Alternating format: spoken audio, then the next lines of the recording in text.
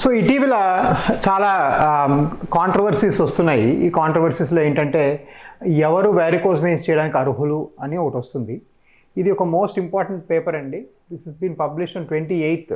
మన ఈ వివాదం తర్వాతనే ఇండియన్ రేడియాలజికల్ ఇమేజింగ్ ఇన్స్టిట్యూట్ అంటే రేడియాలజిస్టులో ప్రపంచవ్యాప్తంగా భారతదేశంలో ఉన్న మెయిన్ సంఘం అన్నమాట, ఇది మెయిన్ అసోసియేషను.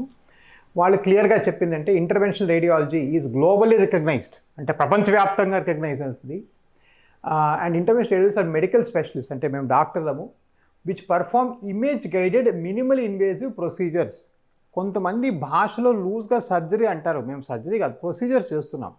నేను ఎప్పుడు సర్జరీ అనలే, పేరుకి అనేసేసి ఉండొచ్చు ఎవరన్నా.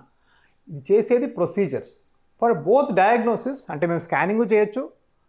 మనం అన్నాం కదా స్కానింగ్ ఎందుకు చేస్తున్నామంటే మేము స్కానింగ్ చేయడానికి fully eligible for diagnosis and treatment in every organ systems.